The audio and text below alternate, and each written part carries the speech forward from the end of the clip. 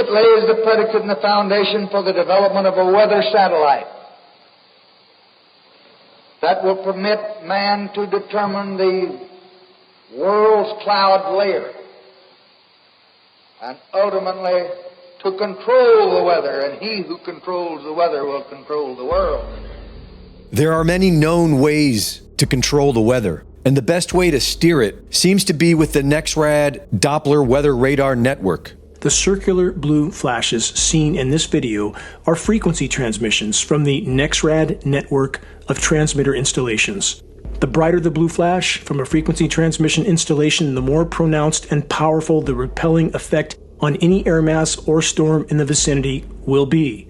Where there are no blue flashes, there is no transmission, thus no repelling effect, thus no resistance for a migrating storm. Translation: a migrating storm will be hindered from moving toward frequency transmissions and will easily migrate in a direction with no transmissions. So again, I ask, was Hurricane Helene's path and behavior just an act of nature, or was it engineered?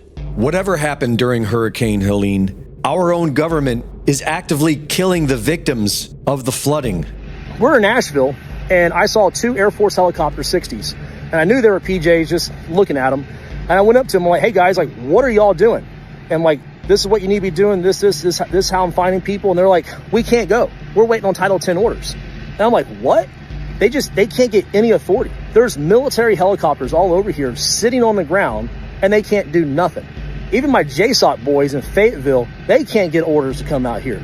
It is just the most disgusting thing, and they're killing these people. And I don't know why they're doing it. I don't know what kind of conspiracy. I've heard so many things, whatever you want to come up with. But they are literally allowing these people to fucking die in the mountains right now because we can't get helicopters. Not only is the government standing down, they are stopping others from helping. And there are even reports that the confiscated donations are being delivered to sanctuary cities. So I'm here in Boone, North Carolina. I'm at the staging area. I volunteered myself and my canines to come up and do some search and rescue efforts. Obviously, you see all my equipment. So we've been told to just turn around and go the opposite direction, because what they're doing is they're confiscating everything. Like, they would confiscate all of my gear, my car, my dogs, like literally everything. There are some people who have been tracking these FEMA agents and what they do with these supplies after. And these are people that are directly associated with the group that I'm volunteering with. And essentially what they're doing is they're taking these supplies to sanctuary areas for illegal migrants and giving it all to them. An unmarked black helicopter was caught on camera deliberately causing thousands of dollars of damage to a donation and support center. The government is no longer trying to hide. They are now killing us out in the open. And the radical Marxists working at FEMA are not really concerned with most of the people. LGBTQIA people and people who have been disadvantaged already are struggling. They already have their own things to deal with. So you add a disaster on top of that, it's just compounding on itself. You know, the shift that we're seeing right now is a shift in emergency management from utilitarian principles where everything is designed for the greatest good for the greatest amount of people to disaster equity. We the people point out that they are killing us, and they complain that it's hurtful. What kind of impact has this had on the recovery effort? It has a tremendous impact on the comfort level of our own employees to be able to go out there, but it's also demoralizing.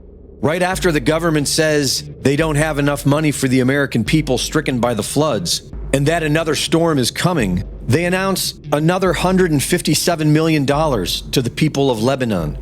Joe Biden makes another Freudian slip and says the government's response will be to increase the number and intensity of these extreme weather events. Response is to increase the number and intensity of the extreme weather events and be where we're going to use all the resources available to the government to do it. And many are now saying that this is exactly what they did with Milton, which is now expected to be catastrophic. Reporting for InfoWars, this is Greg Reese.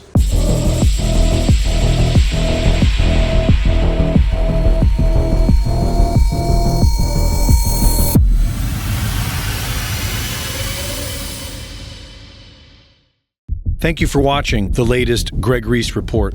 Be sure to go to reesereport.com to see my latest videos, sign up for my free newsletter, and subscribe for exclusive content.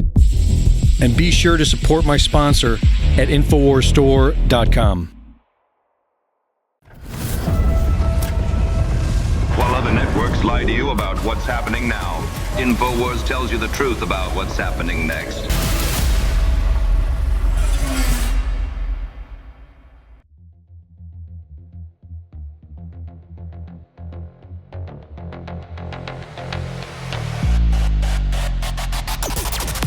At InfoWars MD, you can find the most popular in-demand supplements available and sourced at the highest quality.